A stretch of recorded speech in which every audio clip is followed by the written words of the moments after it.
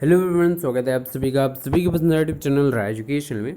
69,000 भर्ती महत्वपूर्ण बात है, जिला वरीयता कैसे दें। आखिर सर वरीयता कैसे दें, ये प्रश्न पिछले 2 दिनों से लगातार पूछा जा रहा था। तो मैंने इसलिए इसको वेटिंग लिस्ट पे रखा था प्रश्नों में कि जैसे ही फॉर्म स्टार्ट होंगे, क्योंकि पहला दिन जैसा आज लेट लतीफ़ी हुआ, फिर कई लोग अभी परेशानी होंगे, फॉर्म भरने में अभी तकलीफ़ आएगी, कई बार साइट क्रैश हो जाएगी, नहीं चल पाएगी वगैरह वगैरह। तो मैंने सोचा कि जैसे ही सारी क्रियाकलाप शुरू हो जाती है तो मैं इस पर एक वीडियो बहुत अच्छे से बनाऊंगा और आप लोगों को पूरी वरीयता कैसे देनी है और एकदम आसान तरीका बताऊंगा। इधर हौच पौच वाला नहीं कि ये दे देना फिर वहाँ से उठाकर कुछ दे देना, कुछ भी नहीं, एकदम आसान तरीके से बताऊंगा। बहुत छोटी छोटी टिप्स हैं जो आपके लिए बहुत मददगार साबित होंगी, ठीक है ना। बहुत आराम से देखिएगा और आपकी मदद अगर इससे थोड़ी भी होती है तो इसको आगे साझा जरूर करिएगा मित्रों के साथ, ठीक है। और चलिए स्टार्ट करते हैं बिना किसी देरी के। तो ये लिस्ट है आप लोगों के समक्ष, ठीक है। अब इससे अच्छी चीज़ आपके पास कुछ हो नहीं सकती, क्यों? क्योंकि ऊपर आपके पास मैप है, मैप में देखते जाइए। यहाँ पर आपके पूरे 75 ज़िले की प्रेफरेंस ऑर्डर देनी है आपको अपने हिसाब से। ये पूरी लिस्ट है, लिस्ट के सामने कितने आपके पार्टिकुलर चीज़ें, ये मैं टेलीग्राम ग्रुप में अवेलेबल करा दूंगा, आप वहाँ से ले सकते हैं इसको, ठीक है। उस हिसाब से अभी आप अपने हिसाब से रफ वर्क करते रहिए। अब आ जाते हैं, मैं इसमें आप लोगों को जो तरीका बताऊंगा बहुत एकदम स्पष्ट और बहुत सरल भी है, ठीक है। क्या करना है देखिए, जितने ज़िले हैं मैं एक ज़िले को उठा लेता हूँ। जैसे फॉर एग्ज़ाम्पल मैं उठा लेता हूँ सीतापुर ज़िले को उठा लेता हूँ पहले नंबर पे। यहाँ पर ये सीतापुर ज़िला, यहाँ पे है 2500 सीटें। सीटों को अभी नज़रअंदाज करिएगा, सीटें हैं अपने आप हिसाब से, बिल्कुल सही बात है, ठीक है। सीटों का भी रोल रहेगा ये जैसे मान लीजिए अब सीतापुर में 2500 सीटें हैं, ठीक है, और यहाँ पर 2501 लोगों ने अप्लाई कर दिया, तो ये इस एक अभ्यर्थी को थोड़ी ना मिलेगा सीतापुर पहले नंबर पर। फिर उसका दूसरी प्रायोरिटी चेक की जाएगी, तब यहाँ पर प्रायोरिटी मैटर करेगी, भले उसका गुणांक था लेकिन यहाँ पे प्रायोरिटी मैटर कर गई। तो इस चीज़ को बहुत ध्यान से समझते रहिएगा। मान लीजिए किसी ने सीतापुर चूज़ किया पहले नंबर पे, तो उसके आसपास के ज़िले फटाफट देख लीजिए। अब आसपास के ज़िले बोलने का क्या मतलब है? आसपास के ज़िले बोलने का ये मतलब है कि आपकी सुविधा कहाँ पर है। मान लीजिए कोई यहाँ पर सीतापुर वाला है, देखिए दो तरीके से लोग चूज़ करेंगे। एक है कि अपने अपने हिसाब से कि मैं यहाँ पर चला जाऊँ और बनाई में मेरे मामा जी रहते हैं, यहाँ पर रह के मैं कर लूँगा अपना ये जो भी है। आगरा में चला जाऊँ, फिरोज़ाबाद में चला जाऊँ, मथुरा में चला जाऊँ, फिर रायबरेली चला जाऊँ, फतेहपुर चला जाऊँ वगैरह वगैरह। लेकिन सबसे सरल माध्यम क्या होता है जानते हैं? जैसे आप सीतापुर को यहाँ पर भरते हैं पहले नंबर पे, ठीक है, तो इसके आसपास के ज़िले आप एक बार चेक कर लीजिए। क्यों? इसके पीछे रीज़न जानते क्या होता है कि आपको देखिए, चाहे यहाँ पे रहिए चाहे यहाँ पे रहिए, चाहे ट्रैवल आपको करना पड़ेगा। मान लीजिए आपका होम डिस्ट्रिक्ट यहाँ पर है, माता पिता यहाँ पर है, आपका परिवार यहाँ पर है, आपका घर यहाँ पर है, तो यहाँ पर आप जाएंगे, फिर कभी ना कभी छुट्टी लेकर आना पड़ेगा, या सैटरडे को जब छुट्टी होती है तो इंसान सोचता है कि कितने पास में रहे कि घर तुरंत चुटकियों में पहुँच जाए, है ना, ये होता है।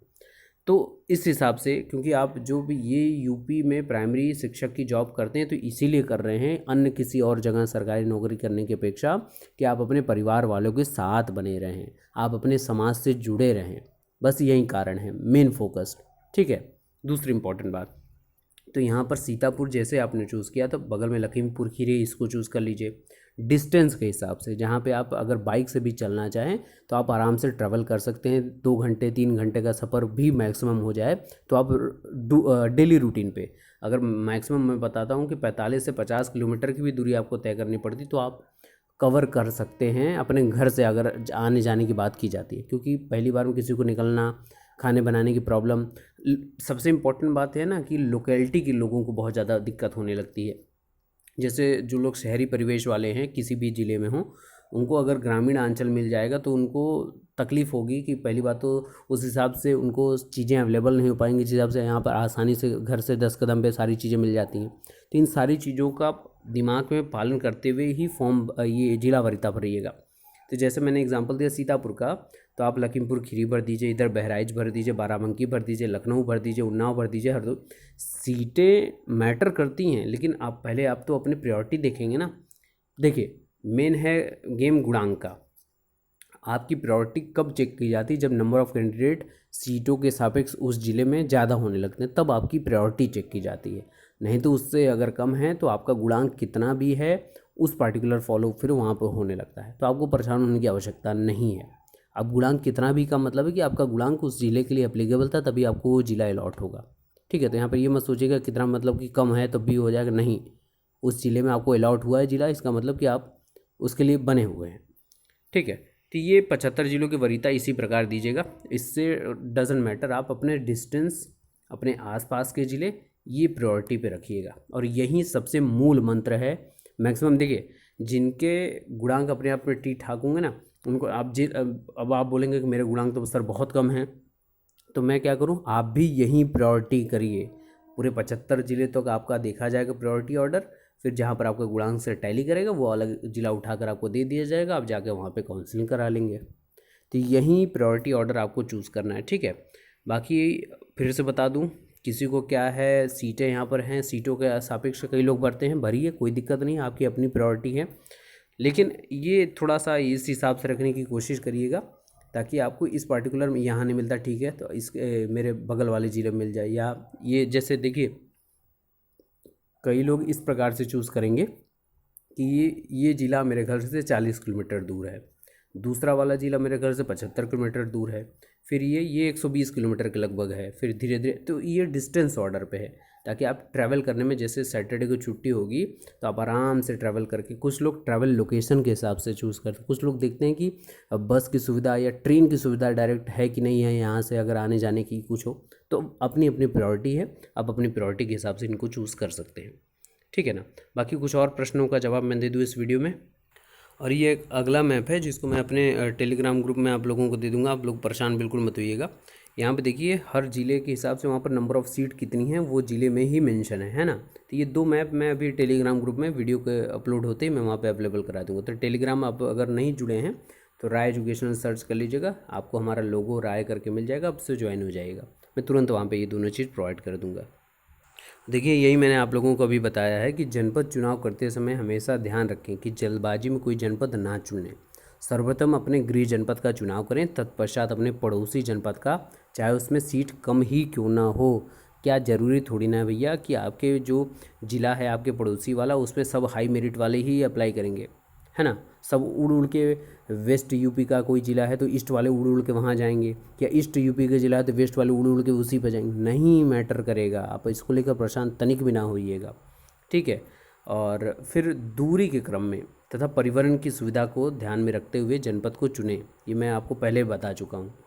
ज़्यादा सीट के लालच में दूर वाले ज़िले पहले ना भरें, क्योंकि ज़िला का आवंटन आपकी मेरिट के अनुसार होना है, ना कि आपके वरीयता क्रम के आधार पर।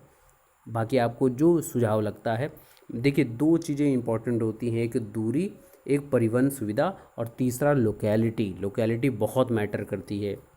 इंसान पहली बार तो कहने को बोल देता है कि मुझे पाकिस्तान के बॉर्डर पे मिल जाए। जब शुरुआत में मैं देख रहा था, लोगों के कमेंट पढ़ता था, तो लोग बोलते थे कि मुझे कहीं पर मिल जाए, 75 जिलों में कहीं पर भी मैं जाने को तैयार हूँ। लेकिन जब मिलने की बारी आती है मित्र, तो बहुत तकलीफ़ होती है, लोगों को परेशानी बहुत होती है। इस वजह से बहुत ही प्रायोरिटी ऑर्डर बहुत सोच समझ के ही भरना होता है। और मैंने जो आपको बताया ना, ये कहीं भी आपको कोई नहीं बताएगा, सब अपने अपने हिसाब से बजाएंगे। लेकिन ये जो फैक्ट है, ये फैक्ट है, ये आप इससे भी रूबरू होंगे और आपको ये अंतर मन से आपको खुद समझ में आएगा कि हाँ बिल्कुल सही बोल रहे हैं सर। अब कुछ लोगों के प्रश्नों को उत्तर देता चलो यहाँ पर। गुणवत्ता शिक्षक भर्ती में जो प्रश्न है, जैसे मैं जिले या प्रदेश से बाहर हूँ तो क्या होगा। अभी देखिए, प्रक्रिया ऑनलाइन ही होनी है, आप कहीं पर जाए, मैं इसको कई बार बोल चुका हूँ। आप स्मार्टफोन है, कोई कंप्यूटर है, लैपटॉप है, नहीं है, मोबाइल से ही आपको सारे क्रियाकलाप करना है, तो आप परेशान होने की आवश्यकता नहीं है, चाहे आप कहीं पर भी हो। हाँ, काउंसलिंग के लिए आपको होगा तो वो 3 से 6 के बीच में होगा, आपका ई पास भी जनरेट हो जाएगा, ये वो तो आने वाले समय की बात है, आपको परेशान होने की आवश्यकता नहीं है। सामान्य ओबीसी एससी के कितना गुणांक, देखिए गुणांक वाला मैं अभी वीडियो आप लोगों के समक्ष पहुंचा चुका हूं, फिर भी मैं बोल रहा हूं कि अगर मेरा जो अनुमान है कि मैक्सिमम अगर मैं ये 46,000 भी व्यक्ति बाहर हो जाते हैं तो 1 लाख के आसपास अगर ये टोटल काउंसलिंग में भी प्रतिभाग करते हैं तो मेरिट बहुत इफेक्ट होगी। और मैंने वीडियो बनाया है, आप देख सकते हैं, ज़रूर उस वीडियो को देख लीजिएगा। तीसरा है कि बैंक ड्राफ्ट कब बनेगा, तो जब ज़िला आपको अलॉट हो जाएगा तो वहाँ पर आप काउंसलिंग के लिए बैंक ड्राफ्ट का यूज़ होगा। किस बैंक से बनवाना है, मैंने बोल दिया कि आपके पास जो सुविधाजनक बैंक है आपके आसपास में जो भी है, आप उससे बनवा लीजिएगा, बैंक की कोई अनिवार्यता नहीं है। जनपद चॉइस फिलिंग आप अपने संसाधन, दूरी, इन सारी चीज़ हिसाब से ही इंसान चूज़ करेगा। अब सबसे महत्वपूर्ण बात ध्यान से समझ लीजिए, मोबाइल नंबर से संबंधित जो भी समस्या है वो बात रखी जा चुकी है, जल्दी आपको संशोधन देखने को मिल जाएगा। इसके अलावा देखिए, मोबाइल नंबर से संबंधित कोई त्रुटि है तो आप संबंधित उनकी वेबसाइट पर जो नंबर दिया गया है 0532 करके 42 करके, जो भी वो टेलीफोनिक नंबर है, उस पर सुबह 9 से 5 बजे तक आप बातचीत कर सकते हैं अपने नंबर को संशोधित कराने की। इसके अलावा अगर आपके फॉर्म में कोई त्रुटि हुई है छोटी मोटी का मतलब है, देखिए अंकों का अगर त्रुटि है तो उस पर कोई भी संशोधन नहीं होगा, लेकिन अगर आपके अनुक्रमांक में, अंक पत्र क्रमांक में, माता पिता के नाम में अगर गलती है या मिसमैच हो गया तो वहाँ पर आपको मौका बिल्कुल मिलेगा, वो भी शपथ पत्र यानी एफिडेविट बनवाकर आप काउंसिलिंग में पेश कर दीजिएगा, कोई प्रॉब्लम नहीं होगी। ठीक है, तो ये मेरी तरफ से आप लोगों के लिए कोशिश रही कि कैसे आपको जिला वरीयता देना है, और उम्मीद है कि आपको ये कुछ अलग तरीके का लगा भी होगा और आपके दिल को छुआ भी होगा, क्योंकि हर एक अभ्यर्थी की मन की बात है। बाकी वीडियो शेयर कर दीजिए और चैनल पर नहीं तो चैनल सब्सक्राइब कर लीजिए, क्योंकि पूरे भर्ती प्रक्रिया के दौरान अभी आपको लोगों को ढेर सारी जानकारी इस चैनल से मिलती रहेगी। Best of luck, thank you so much.